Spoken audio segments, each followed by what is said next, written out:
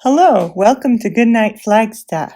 I'm Kate Rose, and my son Zengon loves GoodnightFlagstaff, so I look forward to reading this for all you kids out there who like these stories. Thanks for tuning in. So, tonight we're going to be reading chapter 21 of Race to the Sun.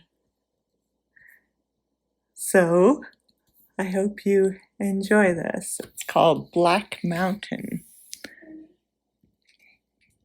Lizen had said her mountain would be beautiful, but as we descended toward it, I'm not so sure. Rocky black peaks jut up through the clouds like sharp claws, and when we get lower, everything is shrouded in a dark gray fog so thick and heavy I can't see through it. We're gonna land here? I asked with a gulp. We must, Lizen said.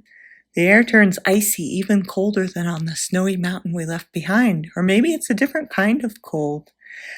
This chill doesn't remind me of hot chocolate and Christmas presents and sledding. It feels alive, like it could eat my flesh and gnaw on my bones with its frozen teeth. I huddle closer to Lizen's back, whimpering quietly. The currents grow stronger, buffeting us violently, and for a minute, I think I'm going to fall off.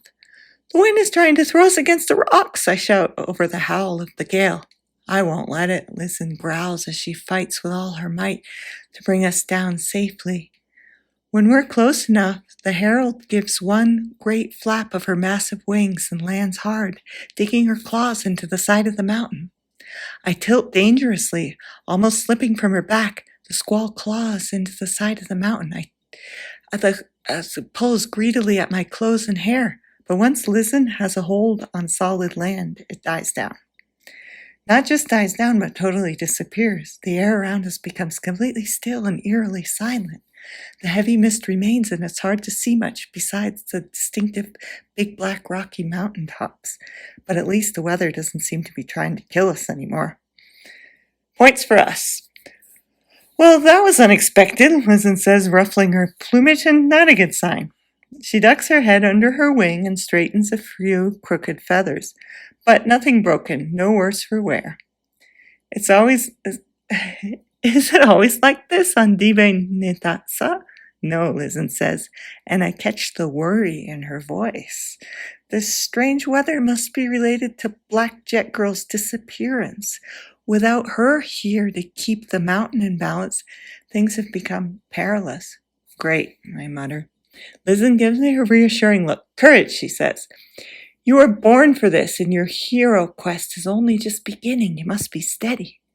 The herald points up the mountain with her beak.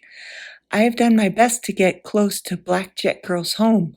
Now you'll have to climb the rest of the way. I squint through the fog, hoping to spot something that resembles our house back in Albuquerque or Rock Crystal Boys Hogan back in Nizhoni, but I can't see anything. I'm about to say so when something catches my eye. I scramble up the mountain a little ways to get a closer look, and Lizen hops behind me. Sure enough, there's a door built into the side of the peak. It's made of a single piece of smooth black jet that seems to absorb the afternoon light. I'm not positive from here, but it looks like the mist covering everything is coming from a chimney above the door. It's creepy, and I get that feeling again, like there's something on this mountain that would eat me if it could. I shudder, rubbing my arms before tucking my hands inside my sleeves. Lizen glances up at me knowingly. That shiver you feel? It's your monster sensing instincts, Nizhoni. They're warning you that danger is near. Do they ever do anything besides that, I ask? I mean, Mac has, sprinkler powers, and Davery knows everything ever, like a human Google. I think knowing when monsters are near but not being able to do much about it is sort of crummy.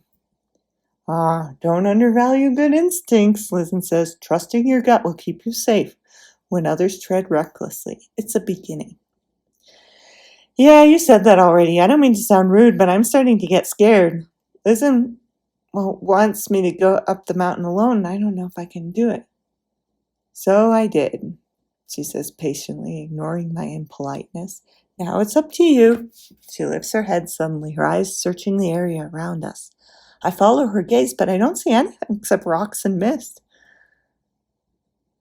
I must go, she said tensely. My presence here may attract more monsters. You'll have a better chance of defeating them without me. I really doubt that. Having a giant talking bird by my side seems like the distinct kind of advantage I'd like. But how am I supposed to find Black Jet Girl and fight the monsters too? Lizen plucks a single feather from her wing. Take this. I accept the huge black plume and it immediately shrinks down to normal bird size, small enough to fit in my hand. When you're in need, use this and it will become what you require most. Is it a weapon? It is ingenuity. Ingenuity? Pretty sure that's one of the vocabulary words I missed on our last test. No more talk, Lizen said, her voice sharp. I can feel the monsters searching the mountain for me. They don't know to look for you. And I think your powers may keep you hidden from them. But you must hurry. I'll be back at sunset. If you haven't found Black Jet Girl by then, I fear it will be too late. Too late, I squeaked. Too late for who? Me? You can't just leave me. But leave me she does. Without another word, Lizen leaps into the air. Immediately the wind comes howling back, even more vicious, more ravenous. The mist closes in, hiding her from view. With nothing else to do, I decide I've got to tackle what I came for. Time to find Black Jet Girl and kill some monsters with a feather. Yeah, great plan, Nizhoni. What could possibly go wrong? And that's the end of chapter 21. I hope you tune in next time. Thank you. Good night.